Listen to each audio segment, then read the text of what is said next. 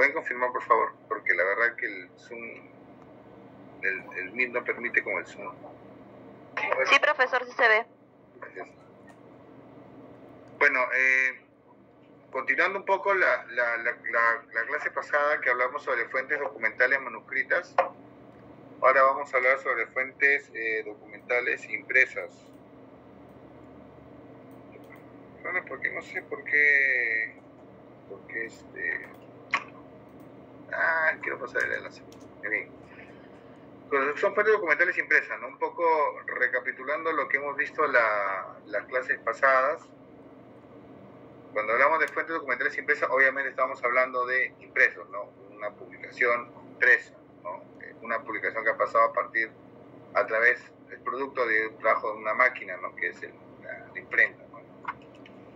Vamos a hablar un poco hoy día sobre eso y sobre cómo ha ido evolucionando, ¿no? He ido evolucionando al respecto. A ver, en primer lugar, ¿no? Las fuentes, a diferencia del manuscrito, ¿no? Que obviamente vienen de que es la primera expresión, ¿no? Comunicativa de las personas, del hombre, de las mujeres, del hombre, de la humanidad. La fuente impresa es muy posterior, ¿no? Si bien es cierto, lo voy a recalcar después, hay ciertas discrepancias sobre cuándo se inició la imprenta, pero cuando hablamos de la imprenta moderna, ¿no? Entonces es cuando aparecen esta gran cantidad de fuentes, ¿no? Ya se ha demostrado que sí, que en China y en otros países ha habido algo parecido a lo que conocemos como la imprenta, ¿no? Pero casi no es exactamente la imprenta moderna que vemos ahora, ¿no? Entonces, las fuentes como tal, como son parte de la imprenta, son producto de la imprenta, aparecen obviamente, ¿no? En el siglo XVI, el siglo XV, estoy empezando mal. Aparecen en el siglo XV, ¿no? Aparecen en el siglo XV en Europa, ¿no? Son fuentes que se escriben en una determinada época, tratan de diversos temas, trata de filosofía, de historia, religión, de política, de acontecimientos, de varias cosas, ¿no?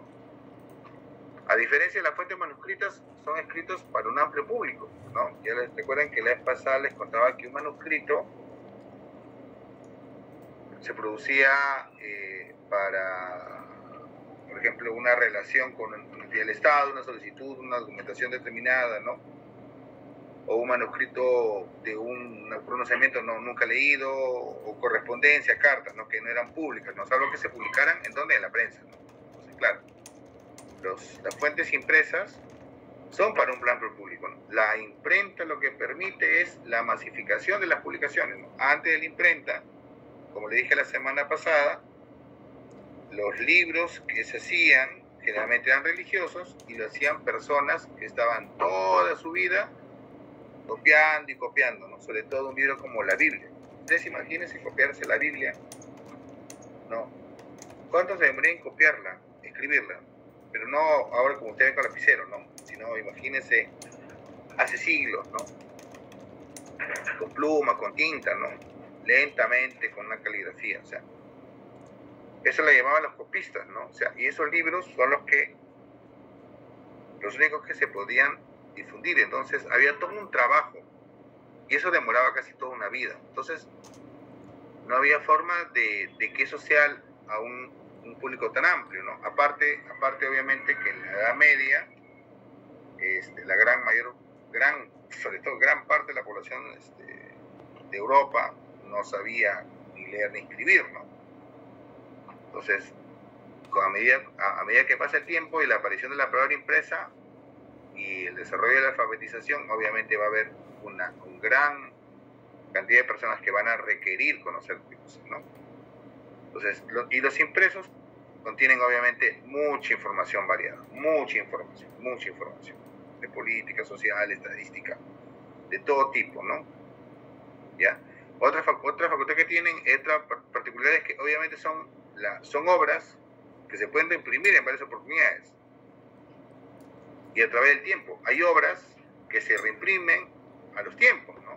Ahí, por ejemplo, les he puesto una portada de los comentarios reales de Garcilaso de la Vega, Ustedes seguro han leído parte del libro de Garcilaso, pero no han leído ese libro, que es el libro que esa portada, ¿no? Que es de la edición original.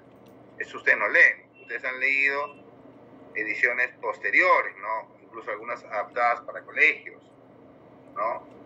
La Biblia misma, ¿no? Ustedes no leen la Biblia ni en arameo, ni en latín, no sé, bueno, alguien de que sabe.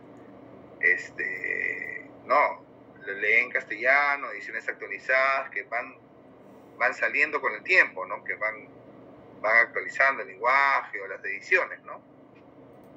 O sea, lo importante de imprenta es que permite esa reimpresión, ¿no? Sacar ediciones constantemente, sobre todo, por ejemplo, las obras literarias, ¿no?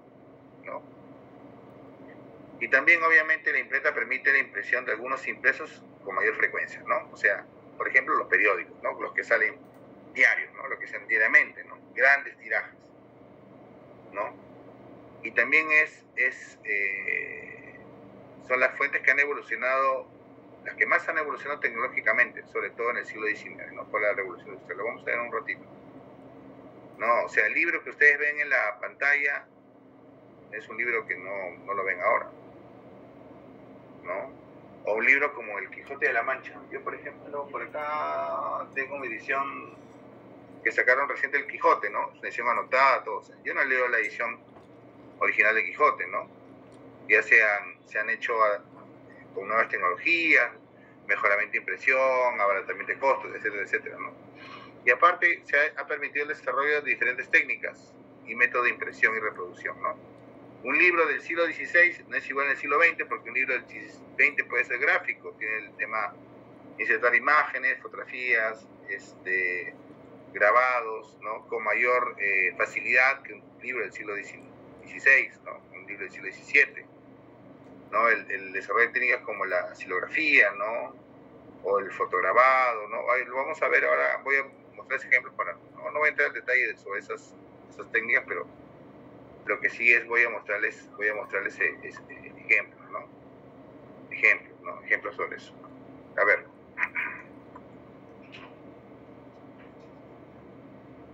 Sobre el tema de las fuentes documentales impresas, bueno, eso es un resumen de lo que nosotros hemos visto en clases pasadas, ¿no?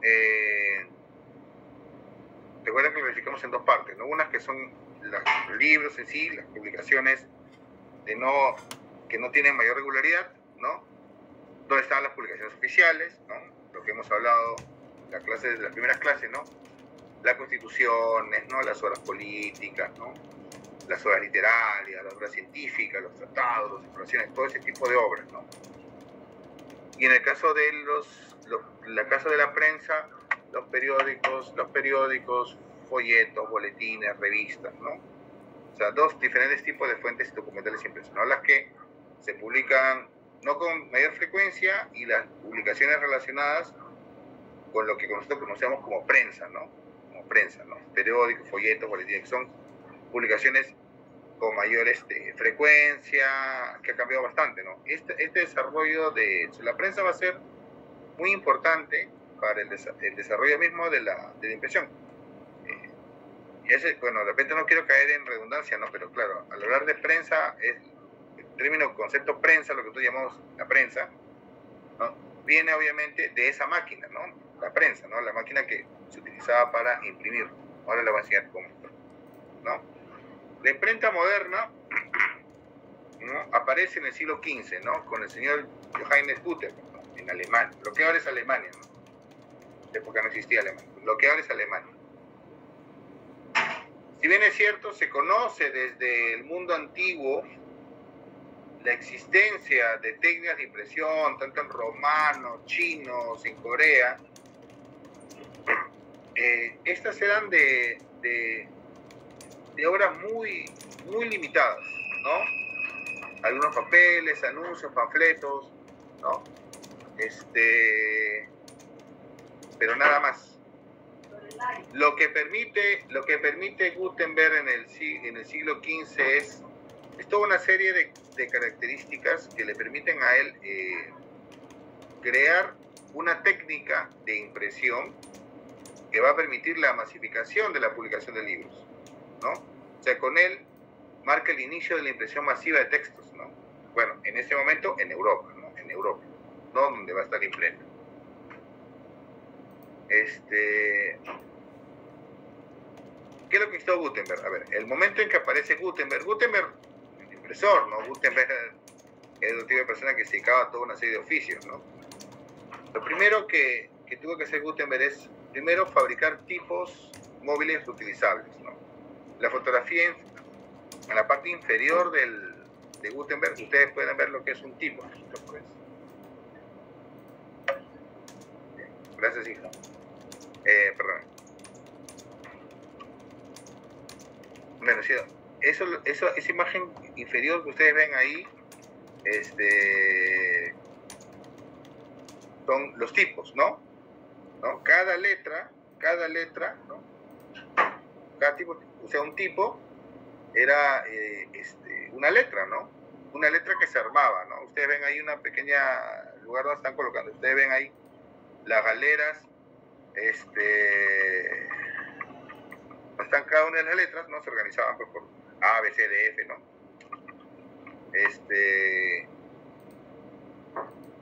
Y se armaban en una parte que se llamaba el componedor, ¿no? El componedor, ¿no?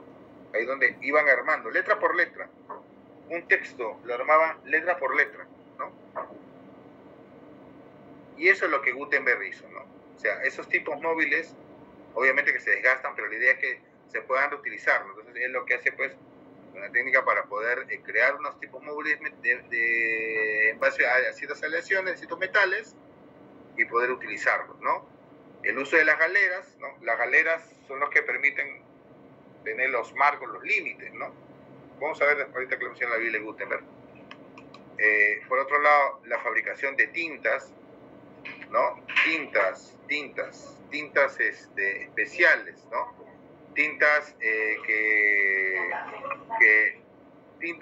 que permitían que no eran tan húmedas, ¿no? Para que no mojen el papel tanto, ¿no? Para que se puedan impregnar, ¿no? Ya, eso es lo que hizo Gutenberg, ¿no? O sea, eran tintas, recuerden que ahí se utilizaba mucho las tintas para, por ejemplo, las prendas, ¿no? El añil, por ejemplo, con ciertos aceites que permitían que no sea tan líquido, ¿no? Y obviamente la creación de la prensa de madera, ¿no? Ese aparato que ustedes ven en la fotografía, ¿no? Ese aparato que permitía prensar, ¿no? Donde colocaba los tipos armados sobre una plancha, luego encima colocaba el papel, ¿no? Y encima prensaba, ¿no? ¿Y qué cosa hacía eso? Reflejaba la impresión en el papel, ¿no? En el papel. Eso es lo que pasaba, ¿no? Y eso fue el invento de Gutenberg. Y eso permitió la difusión, ¿no? La difusión de las publicaciones, ¿no? ¿Y cuál sería la primera obra que él hizo? La Biblia de Gutenberg. Ahorita vamos a hablar de la Biblia de Gutenberg dentro de poco, ¿no? Ese es uno de los inventos más importantes bueno, ya estamos hablando de fines de la Edad Media, ¿no? Inicio de la Edad Moderna, ¿no? Justamente en un contexto de cambio y que va a permitir muchas cosas, ¿no? Sobre todo la difusión del conocimiento, ¿no? La difusión del conocimiento, ¿no? Y creo que quedó claro hasta acá. Creo que Gutenberg es un personaje que por ahí alguna vez han escuchado, ¿no? Entonces, él inventa esta prensa que es de madera y la imprenta va evolucionando, ¿no? Con el tiempo, ¿no? Después de las imprentas de madera que usa Gutenberg en el siglo XIX, de fines del XVIII al XIX, la revolución industrial va a permitir el desarrollo de la máquina. Ustedes recordarán, la revolución industrial es ese nombre se le da a esa etapa donde hay un crecimiento exponencial de la tecnología, ¿no? Principalmente en los países del norte, ¿no? Inglaterra, ¿no? Europeos, Norteamérica, ¿no? O sea, hay un desarrollo de la industria, ¿no? Donde ahí vamos a ver el tema, por ejemplo, la incursión del vapor, entonces, para las máquinas, para las fábricas, ¿no? Entonces, allí la imprenta también se va a ver beneficiada, ¿no? con los adelantos tecnológicos. Primero, las imprentas de metal, ¿no? Que permiten una mayor cantidad de impresiones, ¿no? Después, la imprenta a vapor, que ustedes ven acá en la parte inferior, ¿no? Una imprenta a vapor del siglo XIX. Cada una de estas máquinas que va a permitir imprimir cada vez más ejemplares, ¿no? Más números, mejorar la impresión, ¿no?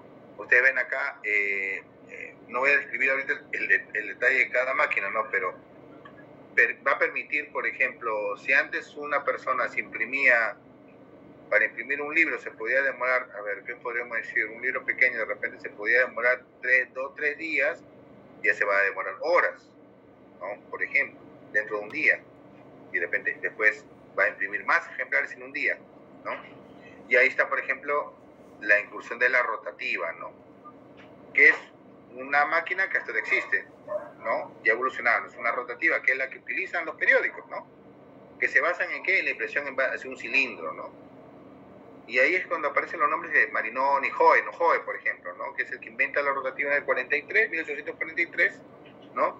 De un gran cilindro, y luego, por ejemplo, Marinoni inventa el tema de las bobinas de papel, ¿no? Que son principalmente las que utilizan los periódicos, ¿no? Los periódicos utilizan las grandes bobinas, a diferencia de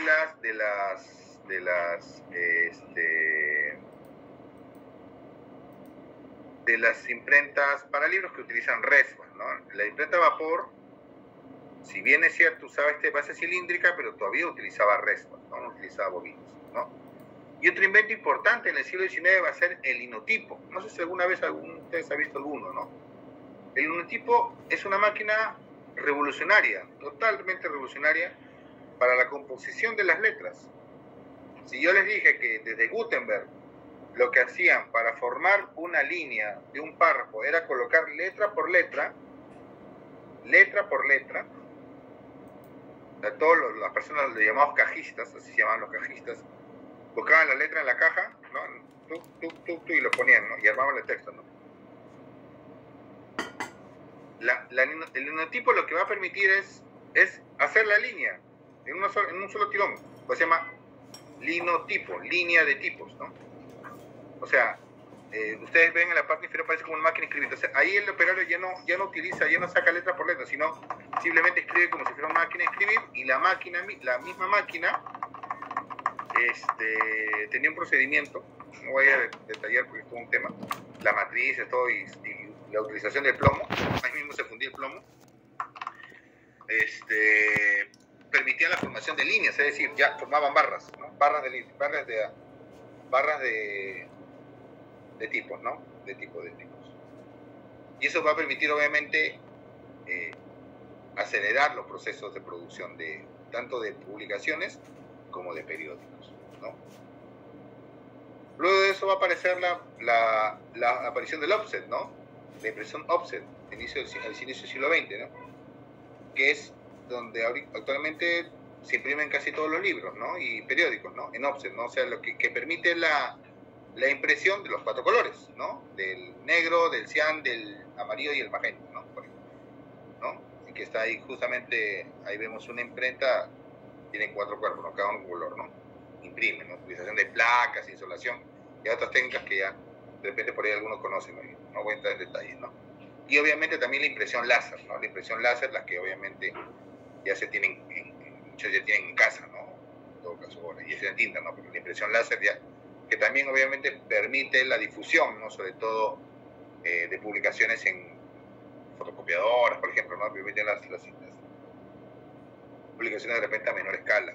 O sea, ustedes ven desde la época de Gutenberg, el siglo XV hasta la actualidad, es el que más ha evolucionado, sobre todo a partir del siglo XIX, ¿no? A partir del siglo XIX.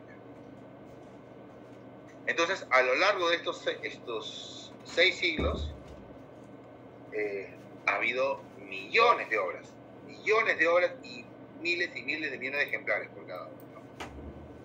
Pero sin embargo, nada como las obras que se publicaron en la primera etapa de la aparición de la imprenta, y eso se le van a llamar incunables, ¿no? Permítame un segundito.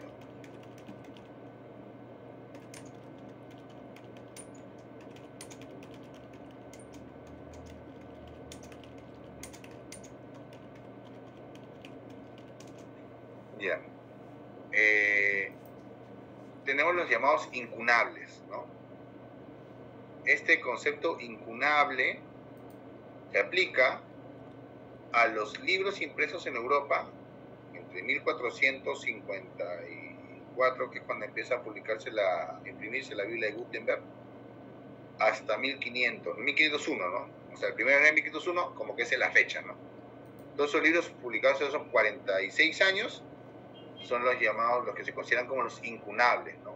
Que tienen ciertas características, ediciones no únicas, porque hay varias, ¿no? Es un término, bueno, viene del latín incunabula, que viene de la cuna, ¿no? Que es un término acuñado más o menos en el siglo XVII, ¿no? Entonces, estos incunables tienen ciertas particularidades, ¿no? Ciertas particularidades que los hacen únicos, ¿no?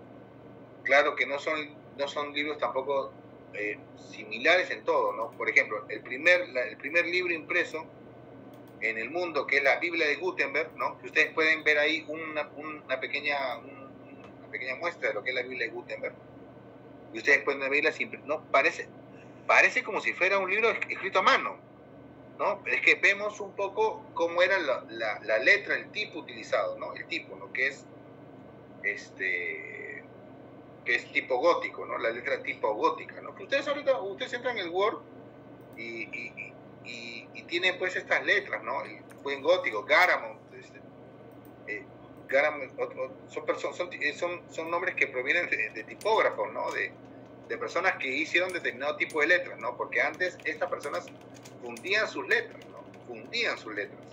O sea, hacían de todo, ¿no? Fundían, imprimían, ¿no? Toda una técnica interesante la que hacían, ¿no? Entonces, ustedes pueden ver el primero que es la Biblia de Gutenberg, un hermoso ejemplar, ¿no? De los cuales solamente hay alrededor de 50 en todo el mundo, ¿no? Y no todas están completas, no todos son iguales, todas tienen ciertas particularidades, ¿no? Como en este caso, por ejemplo, esta Biblia de Gutenberg es del Génesis, ¿no? Entonces, esos dibujos son hechos obviamente ya después, ¿no? Son hechos después, ¿no? Entonces, tienen estas particularidades y obviamente son los libros más caros del mundo, ¿no? Y representan un gran salto, pues, ¿no? Un gran salto. Ustedes recuerdan, hay una película, ¿cómo se llama? El día después de mañana, ¿no? De esta especie de era glacial que cae sobre el mundo, y un grupo de sobrevivientes que sobrevive en Nueva York, un ateo nihilista, cuando viene el fin del mundo, lo que rescata de esa biblioteca en Nueva York donde se refugian es la Biblia de Gutenberg, ¿no? Y él dice, oye, ¿pero tú eres ateo? Le digo, sí, soy ateo, pero la Biblia de Gutenberg representa el gran paso que da la civilización humana, ¿no? De esta época medieval a una época moderna, ¿no? Del conocimiento, de la difusión de las obras, ¿no? Obviamente, todas van a estar relacionadas con la parte religiosa, pero igual es un gran salto el que se da, ¿no? Es un gran salto, ¿no? Y otro libro, por ejemplo, el Salterio Benedictino también, ¿no? Esta letra, el uso de letras capitales, ¿no? El uso de letras con otras tintas, ¿no? Obviamente no era una impresión a color, por si acaso, no era impresión a color. Era impresión en diferentes momentos, se imprimían letras, ¿no? Las letras de diferentes colores. Igual la crónica de Nuremberg, ¿no? Ustedes ven, ¿no? Es el texto impreso y luego se dibujaba. O sea, había presencia de las técnicas anteriores. O sea, no es que simplemente imprimieron la Biblia de Gutenberg y ya se dejó utilizar lo que se usaba antes. Estamos viendo acá ejemplos que se hacían impresos, pero también se utilizaba la técnica de dibujar, de hacer dibujos de estas cosas, o de combinar algunas partes manuscritas. Es parte de todo un proceso evolutivo, tampoco no es un proceso parejo, ¿no? Eso se va a dar por lo menos en los primeros 50, 60 años, ¿no? Va a haber este cambio, ¿no? Pero va a ser un cambio interesante, como dicen, un cambio muy revolucionario, ¿no? Y bueno, como ustedes saben, esto se daba en Europa a fines del siglo XV. Y a fines del siglo XV, ¿qué pasó? Llegó Colón a América, ¿no? Y claro, si bien es cierto, la imprenta, la difusión de estas ideas, sobre todo las obras religiosas, se da con mayor fuerza en el norte de Europa. En lo que conocemos como España había mucho control, ¿no? Mucho control, ¿no? Porque recuerden que los reyes católicos, Isabel y Fernando, no querían que, o sea, querían en primer lugar que solamente América se difunda la religión católica, ¿no? No querían, por ejemplo, la presencia de judíos, y más adelante no van a querer la presencia de protestantes, ¿no? Porque recuerden, justamente para el siglo XVI empieza la reforma protestante en Europa, ¿no? Interesante. Y ahí también tiene que ver mucho la difusión de las obras, ¿no? A partir de imprenta. Entonces, para América Latina, para América, perdón, las Indias, como se llamaban en esa época, van a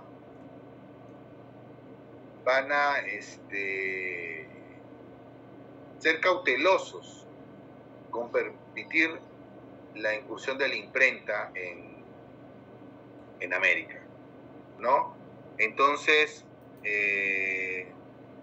los primeros impresos americanos se van a dar muchos años después de la llegada de los españoles a América, ¿no? Colón llega en el 492, recuerden, para la década del 20, ya Cortés estaba llegando al Imperio Azteca y los españoles estaban conociendo también el periodo de los incas, ¿no? Más o menos a fines de los 20. Y en México, recién la imprenta va a llegar hacia 1539, ¿no? Con Juan Pablo, ¿no? Que es un italiano que va a ser enviado por un impresor de Sevilla para iniciar la imprenta en México, ¿no? Donde van a hacer toda una serie de obras. Hay unas obras que se quedan más antiguas, pero la que más... por ejemplo, este manual de adultos, ¿no? Que he encontrado, ¿no? Que es una obra que se dedica justamente a qué. No a diferencia de Europa de la Biblia, no. Acá, obras relacionadas con el adoctrinamiento, la cristianización, la evangelización. Y en el Perú va a pasar todavía muchos años después. O sea, ustedes recordarán, 1532 es el encuentro de Cajamarca, ¿no? Y San Román en el 40, ya está el virreinato, y recién en 1580, recién le van a permitir a un italiano, Antonio Ricardo, instalar su imprenta en el Lima. Solo México y Lima tuvieron imprenta durante todo el virreinato hasta inicio del siglo XIX. Solamente en Lima está la imprenta. En el caso de México es otra historia, ¿no? Pero en el caso de Lima, solo va a estar en Lima va a estar la imprenta hasta el siglo XIX. No va a haber en otra ciudad del virreinato, no va a haber. Entonces, en 1580 se instala Antonio Ricardo, instala su imprenta, ¿ya?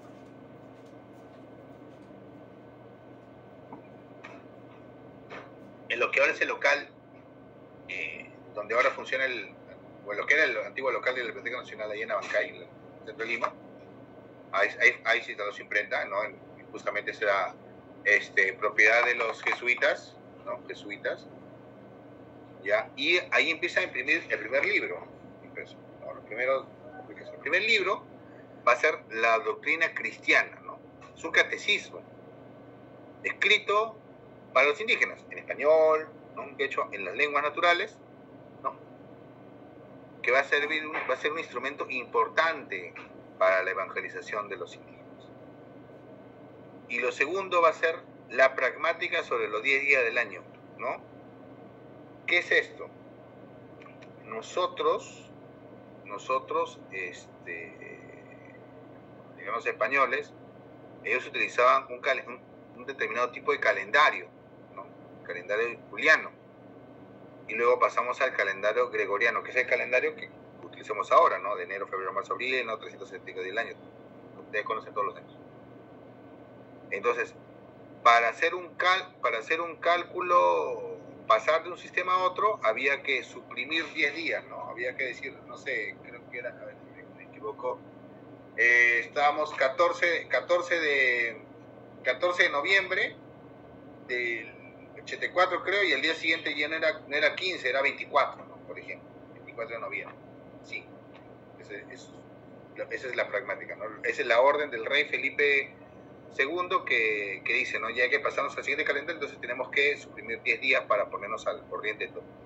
Eso pasó en el siglo XVI en el Perú. Entonces los primeros impresos de Ricardo van a estar guiados justamente al tema religioso, al tema de la evangelización. Y eso va a ser muy importante para nuestra historia misma, ¿no? Ustedes recordarán, los incas no tenían un sistema de escritura convencional, moderno, ¿no? Hay toda una discusión respecto a si eran los quipus, ¿no? Las quelcas y todo, hay todo un rollo, ¿no? Hay todo un rollo sobre ese tema. Y tampoco no había, pues, manuales sobre cómo, por ejemplo, funcionaba el idioma, ¿no? O los idiomas que había, ¿no? Y va a ser a través de la evangelización en que nosotros van a ser el quechua moderno, ¿no? Yo entiendo que la gente diga, habla la lengua de los incas, lo cual la gente no lo habla porque los incas hablaban una lengua llamada puquina, que es una lengua que es distinta, ¿ya? Y la gran masa de la población hablaba el runa símil, ¿no? O lo que nosotros actualmente llamamos el quechua, ¿no? Pero este quechua es un quechua producto de ese proceso de evangelización. El producto de ese proceso. No es que tú hables, o sea, si una persona ahorita quechua hablante iría al siglo XVI, hablaría con una persona quechua hablante, no se entendería, ¿no? Porque los conceptos, muchas cosas cambiaron, ¿no? Entonces, y a raíz de esa evangelización es que aparecen los diccionarios, el catecismo, las lenguas, todo ese tema, ¿no? Todo es un tema interesante que no es para tratarlo con detalle en esta clase, ¿no? Pero recapitulando un poco antes de pasar a la siguiente parte de la clase, es la imprenta, si bien permite la difusión de ideas, la imprenta va a estar controlada, obviamente, limitada, sobre todo en América, a los impresos religiosos. Y eso va a ser en América durante todo el periodo colonial, porque en América luego en el 16 viene la Santa Inquisición, y la Santa Inquisición va a controlar las ideas, ¿no? Prohibiendo libros, no permitiendo la publicación de libros. Entonces, acá hay un control férreo. Entonces, por eso se llama, por eso la colonia era un privilegio imprimir, ¿no? Se otorgaba el privilegio. Imprimir no era un derecho, ¿no? La libertad de imprenta no era un derecho. En América era un privilegio. En Europa era totalmente distinto, ¿no? En Europa lo eran los territorios españoles, estaba la Inquisición, ¿no? En Roma, todo, pero en Europa, recuerden, pasamos por la gran reforma protestante. Entonces la reforma protestante, los reinos no le hacen caso al Papa, entonces empieza la difusión masiva de impresos, ¿no? Y ahí hay un gran desarrollo, ¿no? Un gran desarrollo en imprenta. Por eso acá en América estamos más atrasados, ¿no? En ese sentido, ¿no? Y paralelamente al tema de los libros, que no voy a entrar en detalles ahora, lo vamos a ver cuando ya algunos ejemplares, donde quiero mostrarles ya ejemplos de las calidades de la impresión, lo vamos a ver cuando hagamos las fuentes de cada etapa, pero ustedes pueden ver algunas características, ¿no? Utilización de letras capitales, textos no tan uniformes, ¿no? Eso era como se imprimían en esa época, ¿no? Pero una cosa que sí va a permitir el desarrollo de la imprenta va a ser los periódicos, ¿no? Los periódicos van a ser los que más van a evolucionar, ¿no? Y van a permitir la evolución de la imprenta en general, ¿no? Vamos a entrar, miren. He hecho un panorama general aplicando algunos ejemplos sobre impresos, ¿no? Y ustedes ven la gran diferencia. No he encontrado un ejemplar del Nieuwe Zeitung que dicen que es el primer periódico, y miren ustedes, ¿no? Un periódico que aparece unos 3 años después de la Biblia de Gutenberg. Es decir, apenas se imprimen libros, se permiten imprimir pequeñas hojas sueltas como periódicos, ¿no? Contando noticias, ¿no? Para que, o sea, la gente está ávida de conocer, de saber qué pasa, ¿no? Las máquinas, la imprenta permite eso, ¿no? Aparte de eso, hay prácticas antiguas que no existen ahora, ¿no? Las lecturas en plaza pública o las lecturas en cafés, ¿no? Ahorita, a ver, ¿quién en un café se sienta y se pone a escuchar las noticias? De una persona que lea noticias. No hay eso. Todos están con el celular, ¿no? Con los audífonos y listo, ¿no? Pero antes no era así, ¿no? Antes llegaba una... Recuerden, era limitado el número de papeles, llegaba una persona a la plaza pública y se ponía a leer ese texto, ¿no? Y la gente se enteraba de lo que pasaba en uno u otro lado. Igual en los cafés, ¿no? Se sentaban y se discutían, ¿no? Se va creándose lo que se va a llamar después la opinión pública, ¿no? Que va a ser muy importante en el siglo XVIII, porque es la que va a dar paso a los grandes cambios sociales, la Revolución Francesa, la independencia americana, etcétera, etcétera. Esos son, a medida que avanza, mejora, a medida que evoluciona la prensa, también evoluciona el tema de la opinión pública. Entonces, ustedes pueden ver en esta diapositiva cómo evoluciona técnicamente la prensa. La Gazette, fundada en Francia en 1631, ustedes pueden ver, es una hoja pequeña, una sola columna, ¿no? Como si fuera un libro, ese era un periódico. Y ustedes ven al lado del Times, 1785, la utilización de 4 columnas, ¿no? Un periódico más grande, más información, ¿no? Hay una gran diferencia de más de 100 años, pero se ve tecnológicamente. Y va a haber, obviamente, ciertas particularidades. O sea, aparte de mejorar la técnica de impresión, de imprimir en papeles más grandes, lo que permite poner más información, ¿no? Porque hablamos de un periódico como la Gaceta, a veces eran periódicos, no tengo cada uno en la mano, ¿no? Periódicos de cuatro páginas, pues no había mucho que poner, ¿no? A veces había artículos de opinión que se publicaban en 7, 8 números, ¿no? Por ejemplo. A diferencia de periódicos como el Times, ¿no? Más grandes, va mejorando, ¿no? Las letras más pequeñas, ¿no? También los tipos, ¿no? Los tipos de la época de Gutenberg, como hemos visto, ¿no?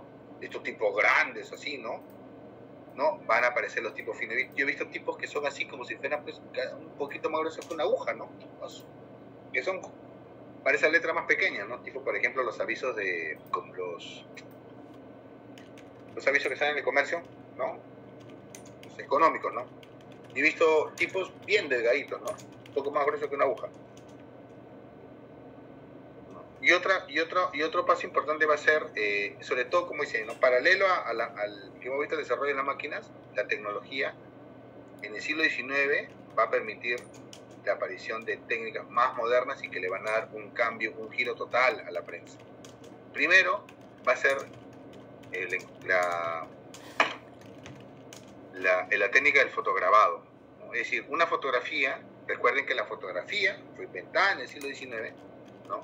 Fotografía del siglo XIX, y el problema era cómo yo podía imprimir una foto en el periódico.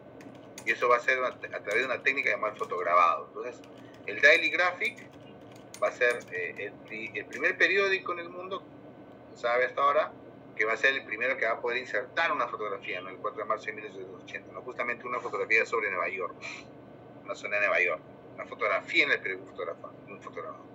Y también otra cosa importante va a ser el tema del uso del color, ¿no? El tema del uso del color en las publicaciones, ¿no? Ahí vemos un ejemplo del Petit Journal, ¿no? Claro, no es una impresión a full color como ahora vemos, ¿no? Son técnicas que van a ir mejorando, ¿no?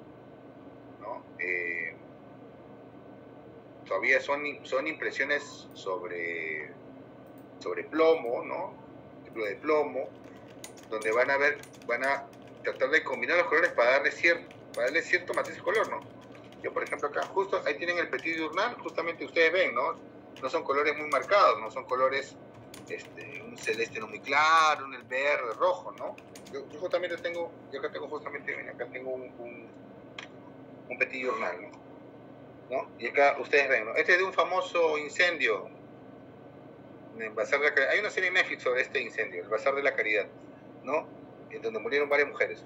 Y ustedes ven, ¿no? Cómo ellos pintan las llamas, los vestidos, ¿no? Cómo colores, cómo se da el color, ¿no? Eso se hace a través de la impresión, ¿no? igual acá, ¿no? Por ejemplo, esta es una impresión más lúgubre, ¿no? Este es de 1897, este de acá, ¿no? Este ejemplar, por ejemplo, ¿no? Estamos hablando de 1897, ¿no? Y en cambio ustedes ven al final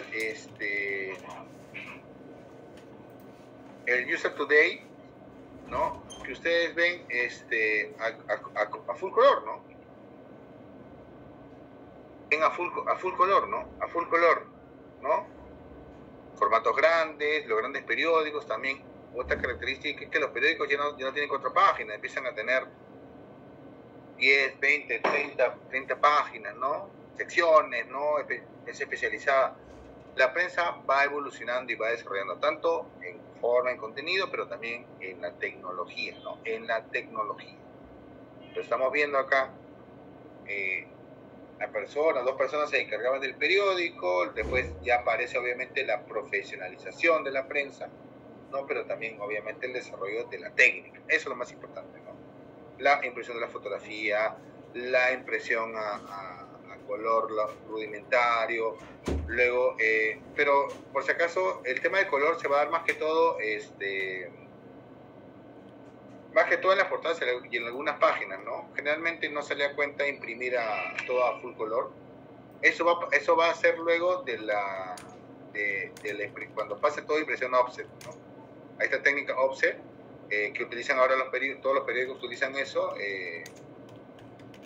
Ahí sí, ya van a aparecer más páginas a color, ¿no? Como por ejemplo, hoy vemos ahí el User Today, ¿no? Quería mostrarlo como un ejemplo de un periódico netamente full color, ¿no? Varias páginas a colores, ¿no? Las imágenes, obviamente también el mejoramiento de la imagen, ¿no? A diferencia del fotograbado, blanco y negro, o esto de acá abajo, que son dibujos pintados, las fotografías que se colocan en los periódicos obviamente ya pues son de una mayor calidad, una mejor resolución, ¿no? Y aparte obviamente tenemos también la internet, ¿no? Pero ustedes ven cómo evoluciona, ¿no? Y ven que son de diferentes características. Y eso también se va a reflejar obviamente en el Perú.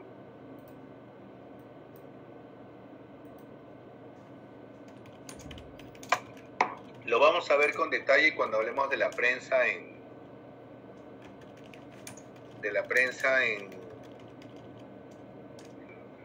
cuando toca hablar de fuentes documentales republicanas, ¿ya? Lo vamos a ver un toque con mayor detalle. Pero el caso de la prensa, a ver, el origen de la prensa en el Perú, en el siglo XVII, lo que se hacía era se reimprimía en el Perú la Gaceta de Madrid, por ejemplo, ¿no? Y no va a ser hasta 1700, ¿no?, que se va a publicar el diario que contiene las noticias más sensacionalistas. Es un nombre larguísimo, ¿no? Que va a ser el primer periódico así como tal, ¿no? Impreso en 1700. Es un periódico que no se conocía de su existencia hasta hace poco, ¿no? Hasta hace poco. No se conocía hasta hace unos años. Generalmente se consideraba como el primer periódico al Diario de Lima, que apareció en 1790. Apareció un 1 de octubre de 1790. Y es por eso que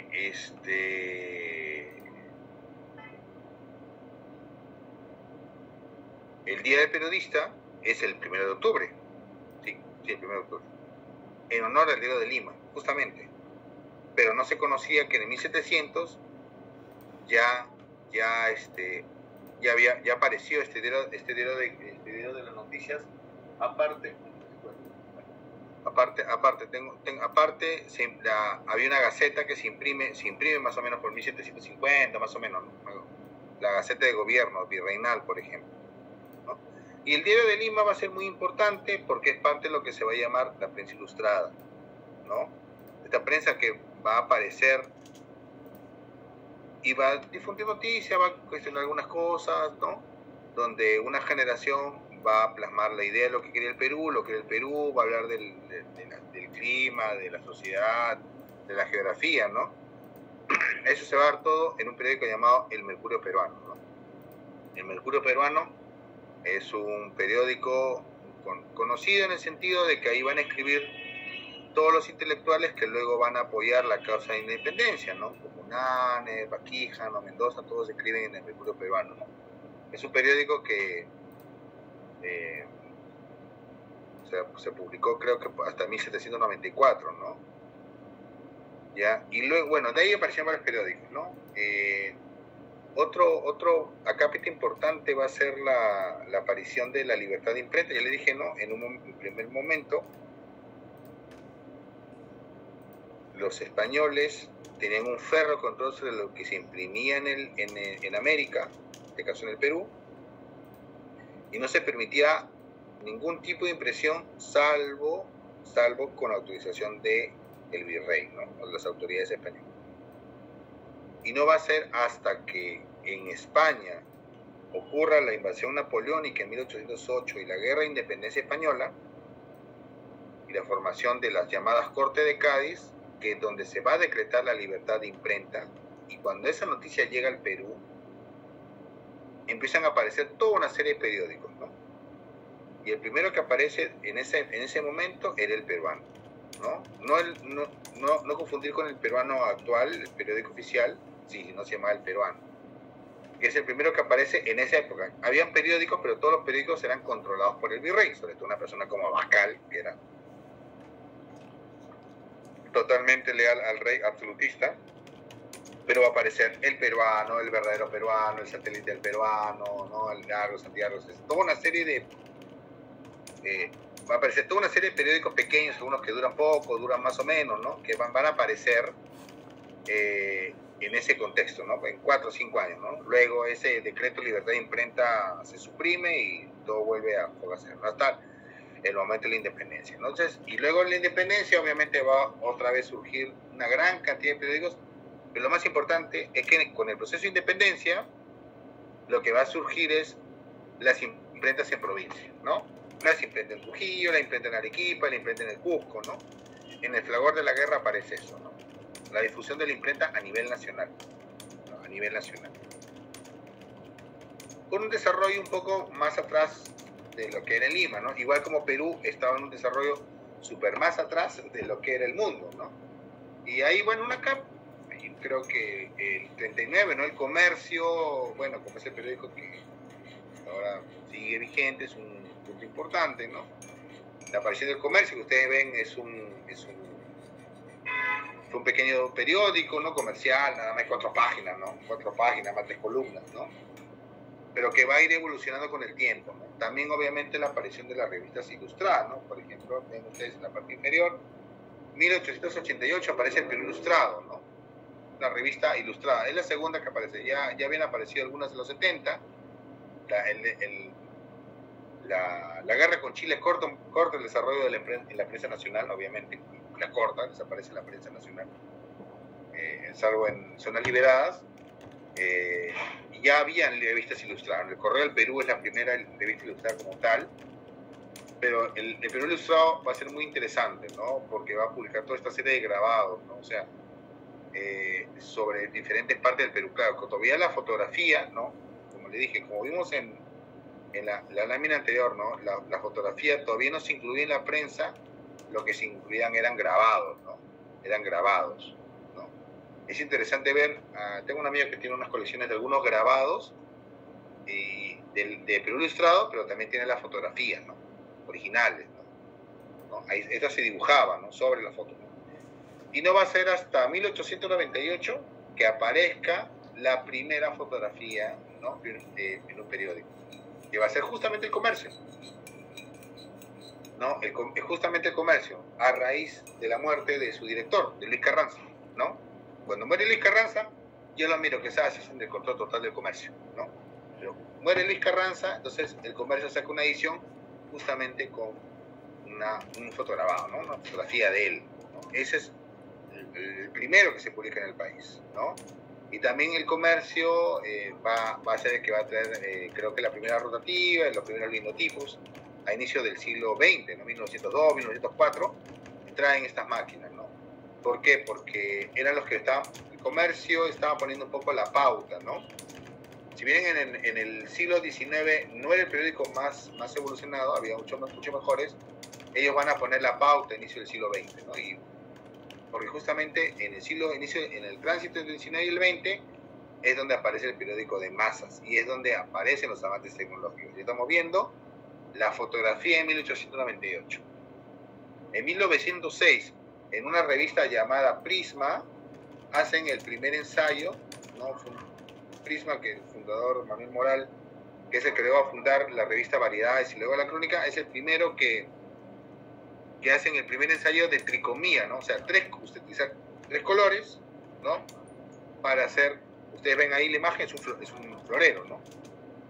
O sea, lo que llamamos una imprenta a color, ¿no? Así, tricomía.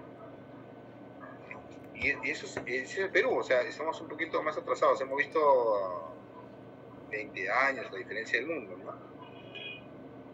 Y es donde, claro, van a aparecer las revistas ilustradas y es donde se va a mejorar, obviamente, el uso de la fotografía, ¿no? Ahí a diferencia de las revistas como el Perú Ilustrado, que son ilustradas, pero en el sentido de grabados, van a aparecer las revistas tipo Variedades, que van a utilizar el color, ¿no? Y por ejemplo, acá tengo una, ¿no? Ven ustedes, la portada de Variedades es una revista importante que aparece entre 1908 y 1932, ¿no? La carátula la carátula de portada, ¿no? A color, y una revista totalmente llena de fotografías. Vamos a buscar acá. ¿No? Un artículo lleno de fotografías, ¿no? O sea, estas revistas ilustradas que aparecen, ¿no? Con fotografías, lo que van a permitir es que la gente conozca el país. Antes la gente sabía del país, sí, un grabado, un viajero que hacía un dibujo de un lugar y de ahí puro texto, ¿no? Acá la gente, a través de la fotografía, y la fotografía en la impresión, acá en periódicos, en revistas, va a conocer, ¿no? Va a conocer el país, ¿no? Imágenes únicas por acá. Por ejemplo, acá tengo un ejemplar que es justamente cuando, déjenme ver, acá tengo un ejemplar de cuando quieren derrocar ahí está, acá está. Acá tengo justo el ejemplar de, por ejemplo, cuando en 1909, si no me equivoco, sí, lo quieren derrocar a Leguía, ¿no? Y lo llevan a la plaza, Bolívar para que firmen. Ahí está justamente, ¿no? Acá están las fotografías, ¿no? Y esta, por ejemplo, Variedades saca varios ejemplares, ¿no? Varios numeritos, ¿no? Varios numeritos sacan con fotografías, ¿no? Mira, full ilustrado, fotografía, ¿no? La gente llevando a Piero, los soldados, ¿no? ¿Quiénes eran acá? Leguía regresando, por ejemplo, ¿no? Leguía regresando, los muertos, ¿no? Los heridos, ¿no? ¿Lo ven? Los muertos, los heridos, ¿no? Por ejemplo. Y eso obviamente va a cambiar todo eso. Y la fotografía va a ser muy importante, ¿no? Y ahí es donde, por ejemplo, aparece el primer tabloide, ¿no? Que se llama el concepto tabloide, ¿no? Que va a ser la crónica, ¿no? Importante periódico que aparece en 1912, ¿no? Caracterizado por el uso de la fotografía en su portada, ¿no? Las imágenes, va a tener muchas portadas, por ejemplo, sobre todo las fotografías de Martín Chambi, ¿no? Muy hermosas que van a utilizar, como ustedes ven ahí en la diapositiva, en la portada, ¿no? Y luego, sí, la prensa va a seguir evolucionando, ¿no? Como ustedes ven ahora, igual el tema gráfico, el color, ¿no? Ahí, por ejemplo, ya no había espacio y le puse un ejemplar de una revista, ¿no? Una revista que existió en los 60, llamada La Olla, y justamente hay una caricatura, ese es un mes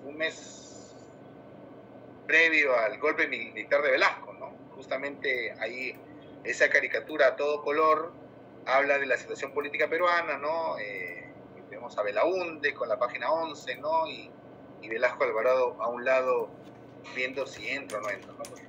Esto ha sido como un panorama general, ¿no? Ustedes hemos visto cómo cómo tecnológicamente ha evolucionado. Entonces, a medida que la tecnología evoluciona, evoluciona justamente la forma como se imprime. Entonces, he tratado de hacer de buscar de repente hacer cuáles son las fuentes documentales de impresa más importantes en el Perú. Bien difícil ha sido, insistir a hacerlo porque hay tantas obras. Obviamente la más importante va a ser la doctrina cristiana, ¿no? La doctrina cristiana, los cuales creo que ni 10 ejemplares, en la actualidad creo que ni 10 ejemplares existen, me parece, me parece. En el Perú creo que ni 10, ¿no? Son muy limitadas, ¿no? Ni que hablar de las Biblias de Gutenberg, ¿no?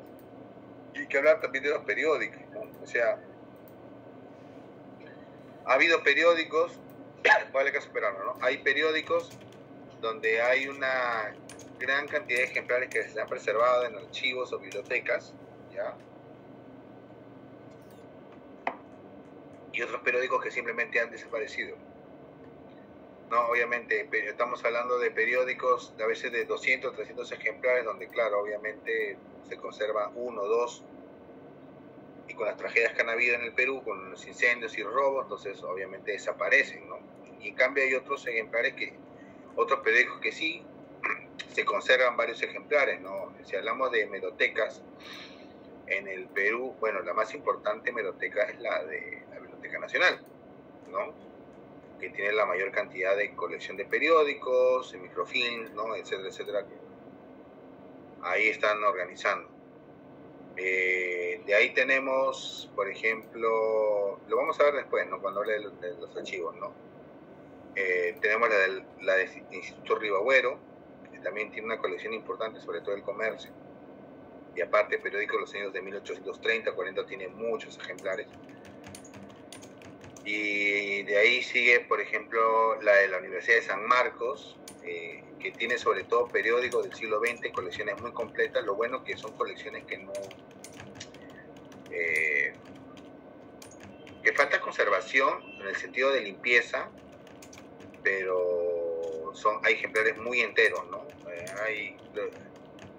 En la biblioteca, lo malo que en la Biblioteca Nacional, a ver, ustedes saben que el comercio es el principal periódico del país, ¿no?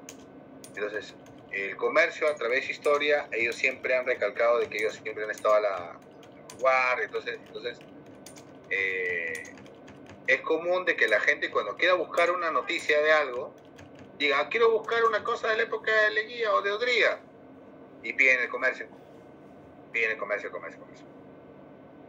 Y entonces, y nunca se preguntan, por si acaso no hay otro periódico más, aparte del comercio. Entonces, y tenemos la prensa. La prensa es para mí es el gran periódico del siglo XX.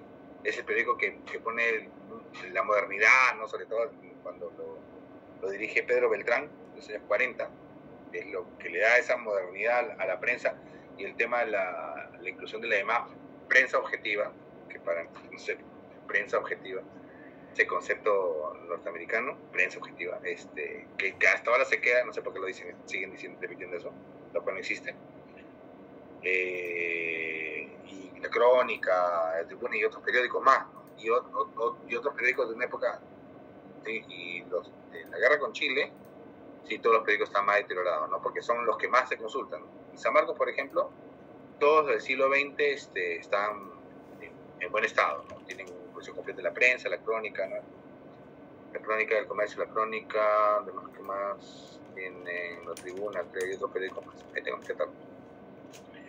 De ahí hemerotecas de la PUC, y de ahí lamentablemente, bueno, la hemeroteca del comercio, que ya es totalmente difícil de entrar, y de ahí contando, ¿no? Y hay obviamente hemerotecas importantes como la hemeroteca de Ayacucho, ¿no? En Ayacucho hay una hemeroteca hermosa de periódicos del convento franciscano, hermosa hemeroteca que ha sobrevivido, ¿no? Y también hay hemerotecas en Piura, buenas, la hemeroteca de la industria también de Trujillo, ¿no? También donde ve la bolsa, ¿no? Y sobre todo periódicos, pero no donde hay en Estados Unidos, hay como cancha. Porque cuando Hiram Bingham vino al Perú a descubrir Machu Picchu, como buen gringo de universidad, y tienen esa lógica, empezó a comprar varias cosas, ¿no? Entonces lo que el Estado no compraba, lo compraban ellos, entonces, y se lo llevaron. Pues hay varios periódicos peruanos que no hay ejemplares en el Perú, pero hay ejemplares en Estados Unidos. Eso pasa, ¿no? Lamentablemente, no tenemos una política de conservación del patrimonio. Ahora sí, no, obviamente, ¿no? Entonces, este ha sido un panorama general de lo que es las fuentes documentales impresas. Vamos a entrar a detalle cuando ya desarrolle, en la segunda parte del curso, ya desarrollemos las fuentes por cada tipo por cada periodo, ¿no? Para no abrumarlos con tanta información. Esto solamente para mostrarles un panorama general, ¿no? Voy a dejar compartir y vamos a abrir de repente una ronda de preguntas o comentarios y de paso terminamos de pasar la lista de los que todavía no han tomado lista. Creo que la señorita Suni mandó mensaje, dice. Profesor, algunos escribieron en el chat. Ay, que miren el chat. Lo que pasa es que cuando yo proyecto el PPT no puedo ver el chat, no puedo ver nada. No tengo que solucionar eso. Dice, disculpe, buenas noches, estoy botando la luz. No se preocupen, a veces pasa, acá también pasa a veces, no te preocupes. Si es luz del sur, no me extraña, no se preocupen. No se preocupen. A ver, Alan Zavala, acá presente. Suni. ¿Dónde está Suni? Luis Simón Ramos, sí está, no me acaba de escribir ahorita. Profesor, Luis Simón le puso que se iba a salir por el tema de la luz. Ya él Mirano. Y ya él le puso su asistencia en el chat. Ya, chévere.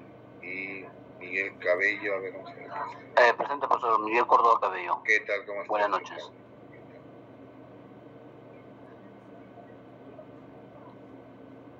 Bueno, eso es todo. Entonces voy a pasar la lista y listo. Guardo y cierro. Ay, sistemas. Y ya, listo. No sé si tienen algún comentario, una pregunta, alguna duda, una consulta respecto a lo que hemos hablado hoy día. Profesor, buenas noches. ¿Qué tal, Pascual? Sí, bueno, justamente estaba en el tema de los incunables, estaba recordando a la Biblia políglota y también a la Biblia del Oso, que es la primera Biblia en castellano, Antiguo y Nuevo Testamento, justamente en nuestra lengua. Pero según su propuesta, no estarían, porque pasan más de la Biblia del Oso de 1569, ya no estaría como incunable, considerándose que es la primera 1569. Claro, lo que pasa es que también hay cierta discrepancia, ¿no? Tampoco no hay que ser taxativo, ¿no? Generalmente cuando se acuña el término incunable se da para esos primeros periodos, ¿no? Incluso ahora justo temprano estaba conversando estaba debatiendo con un amigo con respecto, por ejemplo, a si los incunables americanos, incunables peruanos. Entonces, ya ese era un concepto que se usaba, pero ya no se usa. Porque ya se establece de que, claro, los primeros impresos que tienen esas características que hemos visto de la Biblia, ¿no? Eso ya no se ve en los textos que hemos visto en el siglo XVI, ¿no? Entonces, no solamente por la fecha, sino por ciertas características, ¿no? En pergamino, en papel, lo que se dan, ¿no? Entonces, por eso el concepto incunable, más que todo, se está dando los primeros 50 años, ¿no? Entiendo. Sí, pero es debatible, ¿ah? Pero es debatible, ¿no? Es debatible, pero incluso es que tampoco la imprenta no se desarrolló en todos los lugares y al mismo tiempo, ¿no? O sea, nace en Alemania, pero luego se va a ir difundiendo, ¿no? Y otros países va llegando de Europa va llegando al final del siglo XV.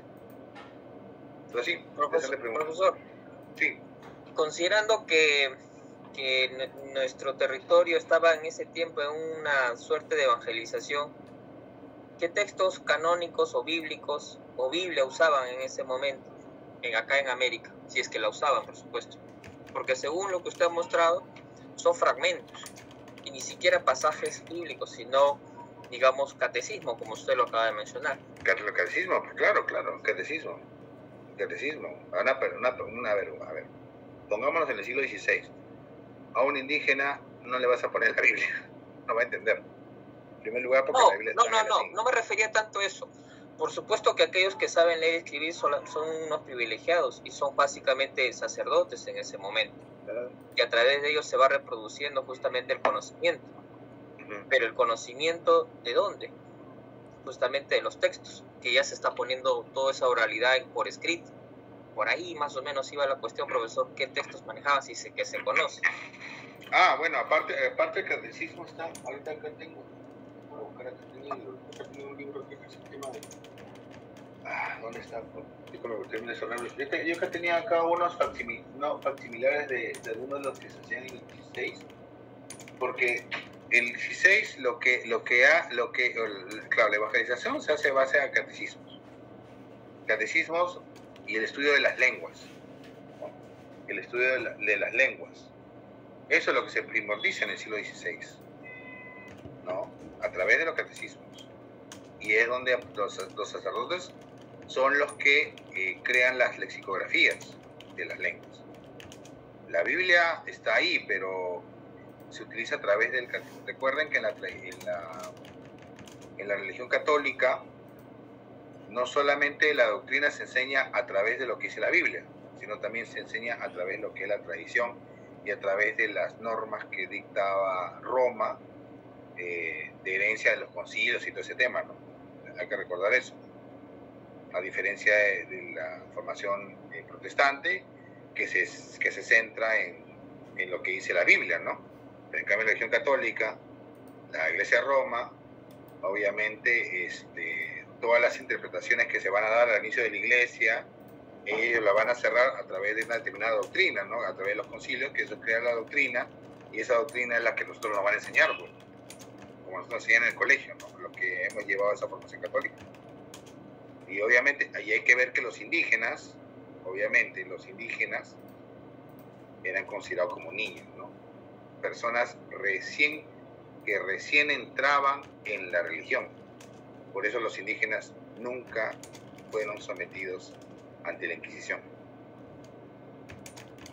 Entonces, pero básicamente catecismos. Biblia impresa en Perú. No recuerdo si había Biblia impresa en Perú. A inicio del 16 no. Creo que tampoco la tecnología no lo permitía. Tampoco no eran grandes imprentas las que teníamos acá. Igual lo podemos ver de repente con desarrollo en la clase de conquista, ¿no? Gracias por tu pregunta. No sé si alguien más tiene alguna pregunta o un comentario.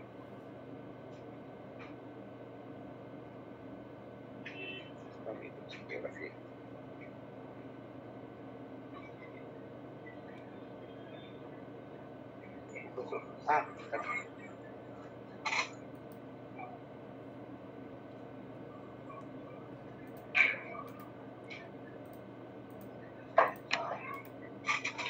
Ahí la vi, ya la encontré. Me puse en la lista Suni. Uy. No, ya había llamado. A ver. Uy, ya pasé la lista. Déjame ver si lo puedo volver a pasar. Sí lo puedo pasar ahora, ¿no? Suni de Marque. Ya. Está justo estaba buscando esta, ¿no? Estaba buscando ese libro. Acá, por ejemplo, tengo un ejemplar, bueno, es una reproducción, ¿no? Esta es una reproducción del arte y vocabulario de la lengua general del Perú, por ejemplo, ¿no?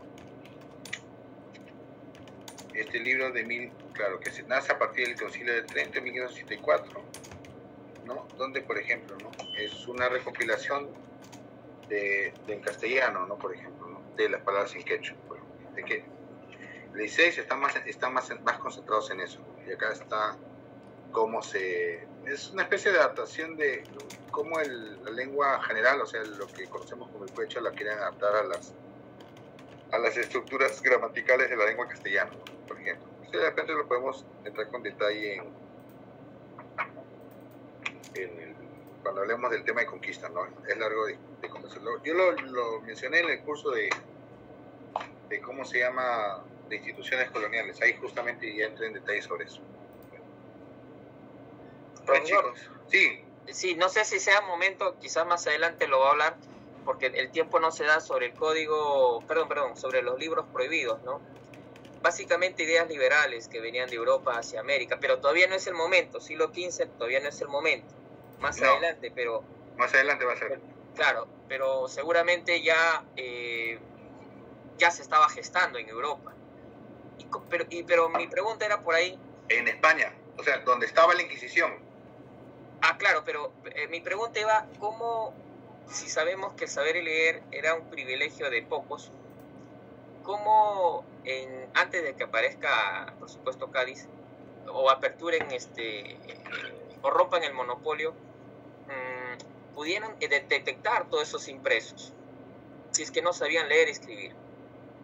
Porque yo sí sé leer y escribir, si soy parte de un navegante o parte de la aduana, pues lo detecto. Leí algún momento de que usaban las portadas de otros impresos. Como usted mencionó, muchos impresos tenían su sello, entonces sabíamos quién lo imprimía y colocaban. ¿Qué tan cierto hay de esto, profesor? Gracias. Claro, colocaban cualquier otra portada o los camuflaban muy bien. Pero ojo, no que llegaran varios libros, a veces llegaba un libro, 2 libros. Ojo, pero hay un tema ahí. Si bien es cierto, gran parte de la población no sabía leer y escribir, y eso es algo que de repente aumentaba el número de población que podía ser alfabeta, no exponencialmente. Pero lo que existía era la lectura abierta. Esa es una cosa que se olvida la gente. Tú podías ser una persona que no sabía leer y escribir, pero te ibas a un café y escuchabas lo que leían sobre un tema, o te leían a Rousseau, o te leían a Miranda. Tú no leías a Miranda, a ti te leían a Miranda. No sé si me dejo entender. Y eso, sí. Una persona lo reproducía a la persona que escuchaba. Claro, obviamente ya se puede formar un teléfono malogrado, ¿no? Pero es que esas eran las prácticas, ¿no? Si bien es cierto, no se podía hacer una lectura pública en un espacio público, pero sí existen los cafés. Los cafés que en ese momento eran espacios de lectura y de debate, ¿no? Y como dije, ahí es donde se va formando la opinión pública moderna, ¿no? Leyendo obras de literatura, luego leyendo obra política, donde se llegan estas pequeñas obras, ¿no? Claro, van a ser obviamente la nobleza, ¿no? Los que adquieran estos libros, ¿no? Claro, obviamente, pero Givovich ya trajo sobre eso, ¿no? La lista de los libros que decomisaban, ¿no? Los libros que decomisaban, por ejemplo, ¿no? En los barcos, y a ver a quién iba, ¿no? Para hacer toda una investigación, ¿no? Pero igual había una buena interesante circulación, había una interesante circulación de impresos, ¿no? Dentro de un impreso aprobado, camuflaban un impreso no aprobado, ¿no? Y ahí, claro, ya podías ver si las autoridades lo permitían o no. Finalmente, todo lo que llegaba a América hasta el 18 pasaba por Sevilla, ¿no? Entonces había un cierto control. Ya cuando hay libre comercio, ya pues hay tráfico, pues, ¿no? Hay tráfico. Y los corsarios no solamente venían a saquearnos, por ahí ya traían libros, pues uno que otro, ¿no? Entonces hay toda una serie de mecanismos. Y la circulación de libros, de panfletos, de escritos es algo que no se puede ni imaginar uno, ¿no? O sea, a veces te dicen, oye, ¿cómo llegó esto acá? Llega de una u otra forma, llega la información. De una u otra forma llega, ¿no? Escondida. Y eso es lo interesante, ¿no? Y claro, por más que la Inquisición buscaba cerrar, no, esas ideas eran compartidas, eran conocidas, ¿no? O la misma gente, pues, la gente que iba a estudiar a Europa, iban y se plasmaban de todas esas ideas también, ¿no? El conocimiento, no solo desde el 18, sino desde antes, ¿no? Especialmente en Newton. Entonces la gente conocía y sabía, claro, obviamente eso no lo podían tener los libros, pero sí podían tener el conocimiento. Bueno, es interesante tu pregunta, ¿no? Mira a lo que nos lleva, ¿no? A toda una infinidad de cosas, ¿no? Pero así la circulación de periódicos, ¿no? Y ya peor va a ser la circulación de prensa, pues ya papeles, eso ya son más fáciles como llamamos, son fáciles de encaletar, ¿no? Tranquilamente, hasta Palma lo cuenta en una tradición, ¿no? Dice, ¿cómo ¿cómo hacían para traer las cartas a Lima? Pues en ollas falsas, pues, con piso falso. Hay una tradición que se llama con días y ollas venceremos. En Palma lo dicen. Y es así, ¿no? Fondo falso, los zapatos, ¿no? O sea, ahí estaba la correspondencia, ¿no? O como Olaya, ¿no? Ahora estamos celebrando el bicentenario de la muerte de Olaya, ¿no? Nos metían los pescados, pues, ¿no? Nos metían los pescados todo y ahí así circulaba la información, de esa forma. Interesante, profesor. Ok, gracias. No, a ti. Y bueno, no sé. El resto está callado. Creo que la próxima vamos a implementar un poco las preguntas de repente. Estaba pensándolo hoy día.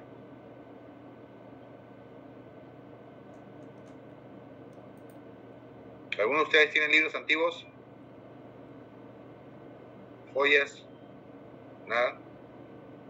Es una anécdota, creo que en España un colegio, dijeron, chicos, tráiganse el Quijote de la Mancha para la clase, y un chico trayó y llevó un primer ejemplar.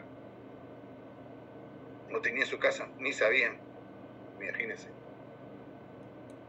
Ese es otro punto también, ¿no? Es otro punto también. A veces yo veo en las redes, la gente dice, oye, tengo tal cosa, oye, ¿cómo vas a tener esto? Que no sé qué, patrimonio. ¿Qué patrimonio, hermano? O sea, como dijo un amigo, ¿no? Los libros, no imprimes un libro, ¿no? Imprimen 100 libros, ya, de esos 100 libros se conservan en la biblioteca 5, de esos 100, 5 están en biblioteca, 89 se perdieron por ahí, se destruyeron y tu tatarabuelo compró uno. Es tuyo, pues, ¿no? Y yo conozco familias que tienen libros del 17, 18, ¿no? Que son de familias, bueno, sobre todo de origen aristocrático, ¿no? Que son las que, por ejemplo, tienen esa lógica de conservar, ¿no? De conservar esas cosas, no botarlas, ¿no? De conservarlas, ¿no? Y tienen joyas, ¿no? Es así. Bueno, yo creo que no hay más preguntas, creo que todos entendieron muy bien sobre el tema de las imprentas, luz de color y todo lo demás. Así que nos estaremos viendo el lunes. ¿Parece? Sí, profe, gracias. Ya. Profesor, disculpe, consulta. La próxima clase, ¿qué tema estaríamos viendo? Ahora que vimos el tema de las imprentas. Creo que el lunes toca ya iconográficas. A ver. Iconográficas. Lo que dice el sílabus. El sílabus creo que viene después iconográficas y luego viene audiovisuales. O sea, iconográficas, como vimos en la clase, ya se olvidaron ya. Vamos a hacer un repaso, ¿ah? Imágenes. Las fuentes iconográficas, las imágenes. Vamos a sacar fotografías. Vamos a sacar los árboles. Y ya, eso lo vamos a ver el lunes. Y el viernes que viene las audiovisuales, y luego de eso ya vamos a pasar ya al estudio de las fuentes de acuerdo a los periodos de la historia, y luego ya vamos a ver ya el tratamiento, y ya viene la evaluación parcial, y luego ya vamos a ver el tema de las fuentes documentales, ya por cada periodo histórico del Perú. Bueno chicos, entonces que tengan un buen viernes. Ustedes tienen clase después, ¿no? Aprovechen para tomar un descanso. Gracias, profesor. Vale. Fin de semana. Gracias mucho, nos estamos viendo. Hasta luego. Buenas noches, profesor. Muchas gracias. Permiso.